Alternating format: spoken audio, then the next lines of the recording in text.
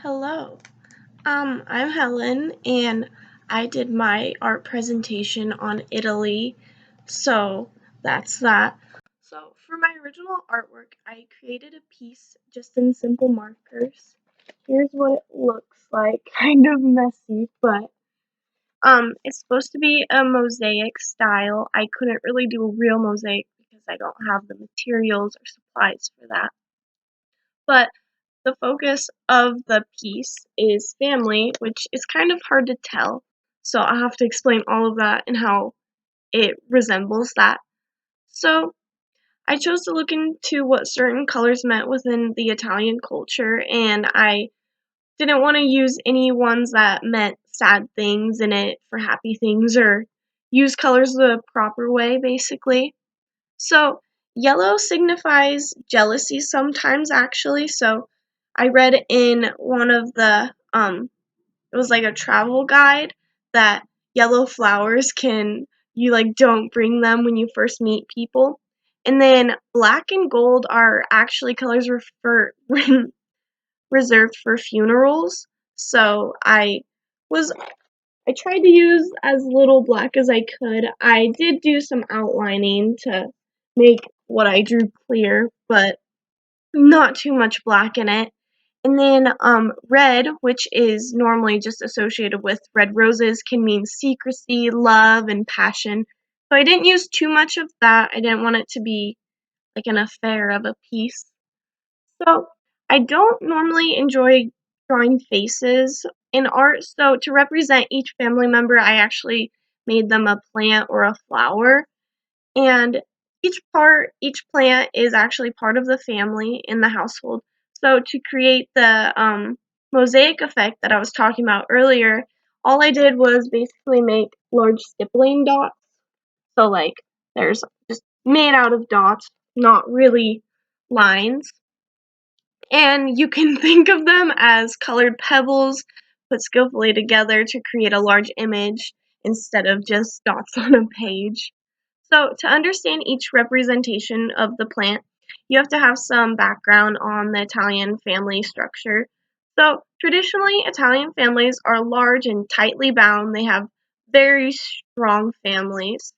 It used to be typical for many generations to live together in the same household. As cultural norms shifted, nuclear families became more prevalent.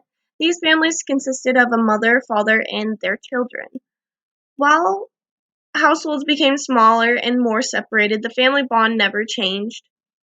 So, within the household, each member has a specific role, kind of different from ours. I'd say it's more traditional than how we live our lives. So, the mother is the caretaker of the children and is actually known as the soul of the house.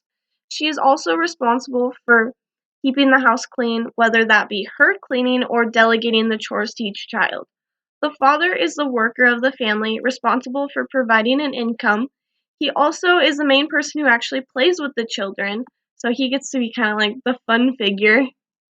And the balance of the father and mother's roles, how different they are, really allows the children to grow up in a good environment where they're nurtured and get to grow well. So the child is normally the center of the household. They are created from the mother and father uniting, so they're really important to Italian culture. Like everything is structured more around the children in the house than the parents.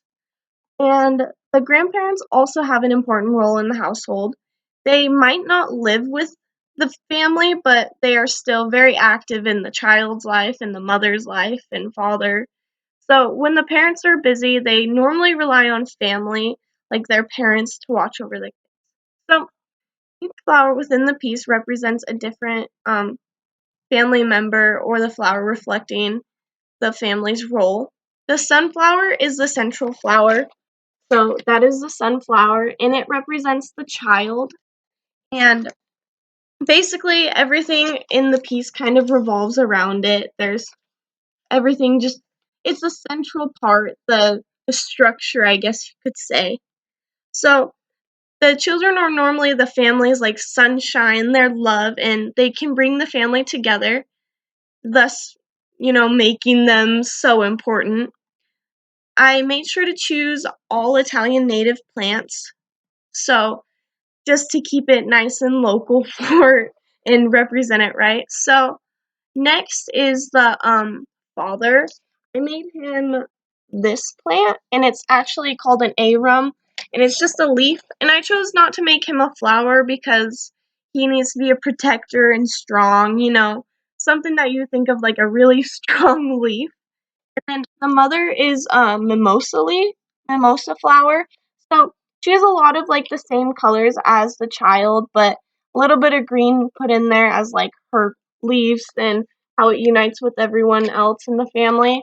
And then the grandfather and grandmother are both vines in this.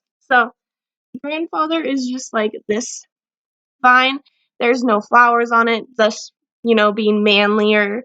And then the grandmother is the one with the little jasmine flowers. And you can see that the vines kind of wrap around everything. They kind of hold everything together, keep it nice and tight. And then the last part in the piece are the blue lines in it. And those can be kind of anything. They can be your external relatives, the ones that you don't see that much but are still really important. Or it could be the mountains of Italy or the Mediterranean Sea, kind of just all the other factors that really bring a family together. So, thank you.